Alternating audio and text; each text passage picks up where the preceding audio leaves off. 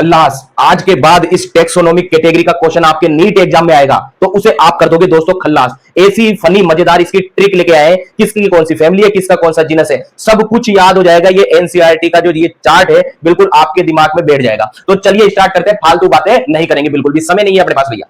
सबसे पहले हम बात करें टेक्सोनोमिक जो कैटेगरी है उनकी रैंक देखेंगे हम, तो कितनी रैंक होती है? 7 रैंक, मिनिमम 7 रैंक को दर्शानी होती है। जिसकी ट्रिक क्या लगाया अपन? केपीसीओ एफजीएस, केपीसीओ एफजीएस, केपीसीओ एफजीएस, के से किंगडम, पी से फाइलम, सी से क्लास, ओ से ऑर्डर, एफ से फैमिली, जी से जीनस और ए से स्पीसीज। केपीसीओ एफजीएस, केपीसीओ एफजीएस, ठीक है। तो अपन ने इसको क्या अरेंज कर लिया, इस ऊपर देखो आप, ऊपर हमने इसको अरेंज कर लिया भाई साहब। यहां से देखो स्पीसीज से देखो, जो बायोलॉजिकल नेम होगा वही क्या होगी? स्पीसीज होगी। Species, genus, family, order, class, phylum और किंगडम। इस तरीके से अपन ने इनको अरेंज कर लिया, पीछे से इसको अरेंज कर लिया। अब यहां पर हमने क्या है, जीओ के कॉमन नाम लिख दिए जो आपके एनसीईआरटी में दे रखे थे, मेन, हाउस फ्लाई, मैंगो और वीट, इनका अपन ने नाम लिख दिया। अब देखो हमें पता है कि जो मेन है उसको क्या बोला जाता है? Homo sapiens. याद नहीं हो रहा? अभी याद कराते हैं। मेन को ह्यूमन बोल सकता हूं मैं दोस्तों, बोल सकता हूं ह्यूमन, और ह्यूमन से ही याद रखना है होमो, ह्यूमन, होमो, ह्यूमन से बन गया होमो सैपियंस, ह्यूमन, होमो। अब हम जानते हैं जो स्पीसीज होती है जिसमें जो फर्स्ट वर्ड होता है वो किसको रिप्रेजेंट करता है? वो जीनस को रिप्रेजेंट करता है। तो होमो ही इसका क्या हो गया? जीनस हो गया।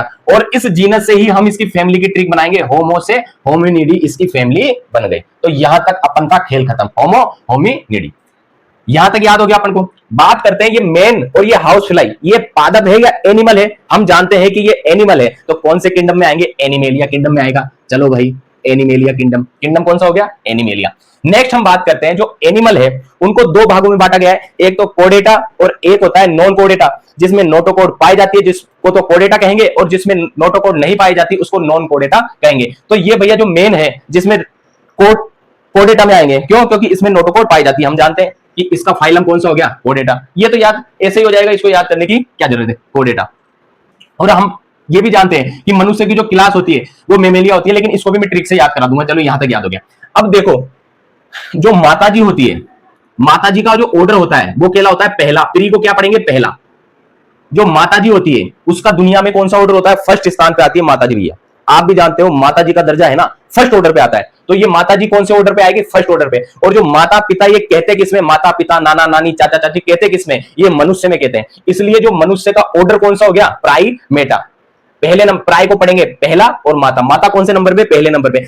पहली माता मतलब प्राइमेटा, पहले नंबर पे माता आ गई प्राइमेटा, प्राइमेटा। इस तरीके से आप इसको याद करना। अब देखो माता के बाद में क्लास की मैडम आती है, माता के बाद में किसका स्थान है? क्लास में पढ़ाने वाली मेम का स्थान है। इसलिए यहां आ गया मेमेलिया। मनुष्य की क्लास कौन सी हो गई? मेमेलिया। माता के बाद में किसका स्थान देंगे? मेम का, और मेम से याद रखेंगे मेमेलिया। और मेम कहां पढ़ाती है? क्लास में पढ़ाती है। तो इस तरीके से आप ये वाली चीज याद रख सकते हो, ऊपर वाले जो मनुष्य का है वो पूरा आप याद रख सकते हो। नेक्स्ट हम बात करेंगे हाउस फ्लाई। हाउस फ्लाई देखो, हाउस फ्लाई क्या रहती है? घर में रहती है, और जो घर में रहते हैं ना उनको बोला जाता है डोमेस्टिक। तो इसका नाम इस तरीके से याद रख लेंगे, डोमेस्टिका। यही इनके बायोलॉजिकल नाम है, मतलब ये क्या है? इनकी स्पीसीज है, डोमेस्टिका। अब ये क्या है? जो घर में रहती है मक्खी, जो ये घर में इधर उधर जाती है, मतलब ये क्या लगाती है? मस्का लगाती है दोस्तों। इधर उधर घूमती रहती है और क्या करती है? मस्का लगाती है। जो इधर उधर घूमती है वो क्या लगाती है? मस्का लगाती है। तो इसका नाम पड़ गया मस्का डोमेस्टिका। भाई हमारे घर में मक्खी है, इधर उधर घूमती है और क्या लगाती है? मस्का। तो नाम पड़ गया मस्का डोमेस्टिका। अब जो फर्स्ट वर्ड है वो किसको रिप्रेजेंट करता है? वो जीनस को रिप्रेजेंट करता है। तो ये जीनस हो गया मस्का, और मस्का से ही फैमिली बन गई म्यूसिडी। मस्का से ही क्या फैमिली बन गई? म्यूसिडी। अब देखो जब ये मस्का इधर उधर लगाएगी तो ये अपने पार्टनर के लिए कौन सा गाना गाएगी? दिल तेरा। इसको लिख लेंगे दिल तेरा। क्या?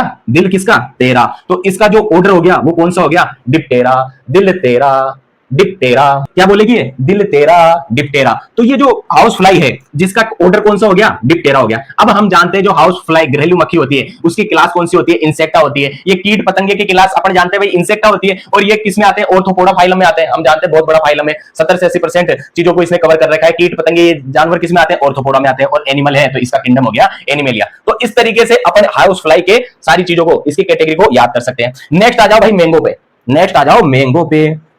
अपन को केवल और केवल एक वर्ड का ही चेंज करना है। इसका बायोलॉजिकल नाम क्या हो गया? मेंगी फेरा, मेंजी फेरा इंडिका, मेंजी फेरा इंडिका। देखो मैंगो, मेंजी, एक वर्ड चेंज करना है, यहां से ओ हटा दो, आई लगा दो। मैंगो, मेंजी, तो मेंजी फेरा, ठीक है। अब जब मैंगो खाओगे यार आप, हमने इंडिया का खाना मैंगो, मैंगो का किसका खाएंगे अपन? इंडिया का खाएंगे, बहुत स्वादिष्ट मैंगो होता है। तो यहां से indica, Mangifera indica. First word genus को रिप्रेजेंट करेगा, मेंजिफेरा आ गया।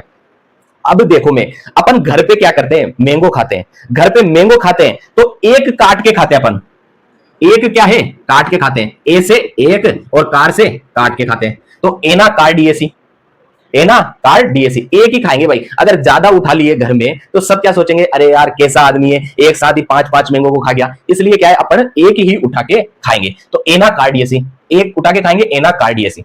अब जब हमने एक मैंगो को काट लिया, अब आप जानते हो घर के लोग बात क्या बोलते हैं, भाई मेरे को भी डाल दे, क्योंकि उनको काटने में दोस्तों जोर आता है, उनको काटने में जोर आता है। तो सब क्या बोलेंगे, सब क्या बोलेंगे, अरे यार डाल दे, सब बोलेंगे डाल दे। तो सेपिंडेल्स, सब बोलेंगे डाल, सेपिंडेल्स। इस तरीके से आप क्या है, छोटी सी स्टोरी से याद रखते हो, सब बोलेंगे डाल दे भाई, उनको काटने में जोर आता है। फिर क्या है, अब उसमें क्या होते हैं, एक मैंगो में अपन काटते हैं तो उसमें कोट होते हैं। कोट मतलब उसको फाक को उसको बोल सकते हैं, कोट होते हैं। तो हमने क्या किया, सब मांग रहे हैं तो हमारा दिल क्या है, बड़ा है। उन्होंने एक कोट मांगा, हमने क्या कितने कोट दे दिए, 2 कोट दे दिए। हमने उनको दे दिए, मतलब 2 फाक दे दिए, 2 कोट दे दिए, जा तू भी राजी रहे, तो 2 कोट दे दिए। तो डाई कोट लिडनी, ये किसका हो गया, इसकी क्लास हो गई मैंगो की, डाई कोट लिडनी हो गई। अब हम जानते हैं मैंगो और व्हीट किस में आते हैं, कौन सा डिवीजन होता है इनका एंजियोस्पर्म होता है यार। 5 प्रकार की कैटेगरी होती है, आप जानते हैं, ब्रायोफाइटा, टेरिडोफाइटा, एंजियोस्पर्म, जिम्नोस्पर्म, इस प्रकार से 5 प्रकार के होते हैं। और ये एंजियोस्पर्म में आते हैं। याद नहीं हो रहा, इसको याद करा देते हैं। जब आप मैंगो खा लोगे तो आप इंजॉय महसूस करोगे, तो एंजियोस्पर्म, इंजॉय से एंजियोस्पर्म। तो इनका जो किंगडम हो गया वो कौन सा हो गया, एंजियोस्पर्म इनका किंगडम हो गया। गेहूं की रोटी कोई खाएगा गरीब आदमी तो वो इंजॉय महसूस करेगा, तो इसका भी क्या किंगडम कौन सा हो गया, एंजियोस्पर्म इनका किंगडम हो गया। सॉरी दोस्तों,